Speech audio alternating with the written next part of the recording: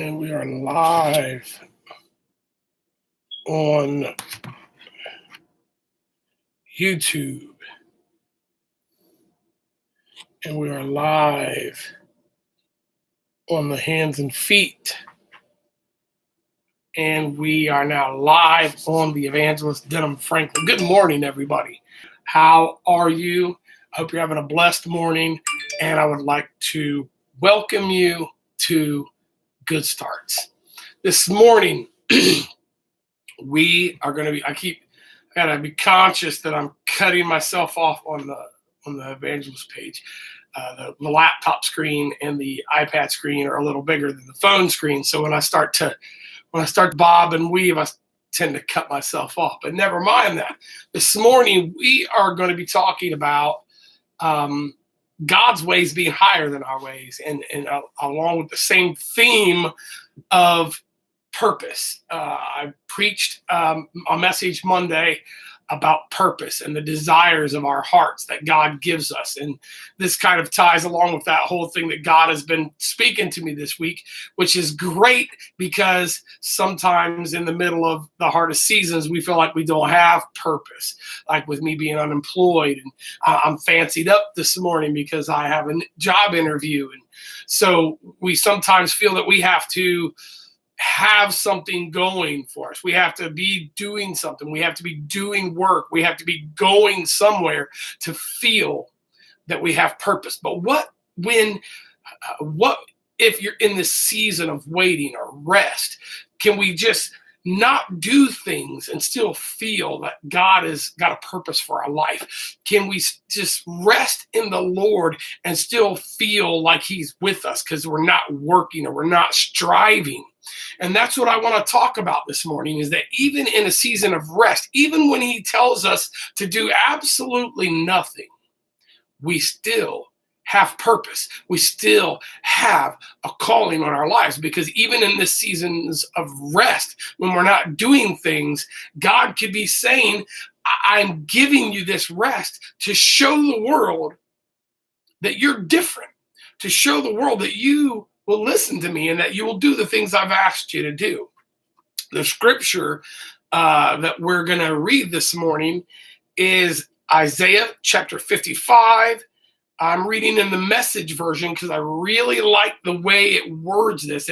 It words it in a way that it's God speaking to you. So as I'm reading this, I don't want you to listen to this as, hey, Denham Franklin's reading me scripture. I want you to listen to this as if it is God speaking this to you directly. So Isaiah chapter 55, verses 8 through 11. It says, I don't think the way you think. The way you work isn't the way I work. God's decree. For as the sky soars high above the earth, so the way I work surpasses the way you work. And the way I think is beyond the way you think. Just as rain and snow descend from the skies and don't go back until they've watered the earth, doing their work and making things grow and blossom, producing seed for farmers and food for the hungry, so the words that come out of my mouth do not come back empty-handed. They do the work I've sent them to do. They'll complete the assignment I gave them. Other people in other translations read it as, my words will not return void. So if God speaks a word to you and tells you, look, for this season, I want you to do nothing, His words doesn't come back void. Just as some people hate the snow because it's cold, the snow is still doing something. It's not returning void. It's watering the ground. It's preparing the ground for a season of growth, for a season of life. And the same when God speaks these seasons into us, he is speaking them for a reason, for us to grow, for us to produce new life. And sometimes, just like with farmers, they can't plant corn every single year because corn will suck all the nutrients out of the soil, and it will make it almost impossible for anything else to grow. So they have to have seasons of rest from growing corn, or they'll destroy the ground. The ground will no longer be able to produce life. And just as God is saying to us, look, don't question what I'm speaking to you.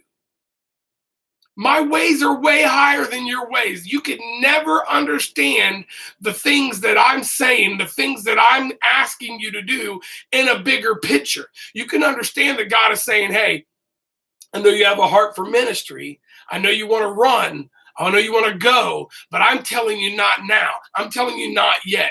I'm telling you to rest in this season. I'm telling you not to get ahead of me, because my ways are higher than your ways. My thoughts are much higher than your thoughts. He sees the masterpiece where we see the puzzle pieces. And we have to allow him to pick up those puzzle pieces and place them exactly where they need to be, so that the grand masterpiece fits together. I had to wait for a season. I couldn't just go like I wanted to. When I first got saved, I was on fire. I wanted to save the world. But God was telling me not yet. God was preparing me for the ministry that he was going to give me. I had to realize that I can't save everybody, that not everybody is going to listen to this message. I had to go through some rejections to realize that some people aren't going to think that what I'm saying is good news, that some people were going to just shrug off everything I was talking about, and I had to be fine with that, because they're not actually rejecting me, they're rejecting God. I thank you guys that you guys come and listen to me talk about God and talk about scripture each week. I love sharing it. I love ministering to you guys. And I just hope that this message encourages you that even if you're in a season of rest, you still have purpose. You still have God. He's still with you. He's not leaving you. He's not forsaking you. He's just growing you. He's planting you so that in a dark season you can suck up the nutrients and be ready to grow and blossom and give life. I love you guys. I thank you so much for watching. Hey, Corey, I was just finishing up right as you got on. But please do a watch party. Go back, share this and like it, and get in front of people, because people need to know that even in these seasons where we feel like we're not accomplishing anything, we are. We're accomplishing exactly what God has spoken over us. I love you guys. I'll see you next week.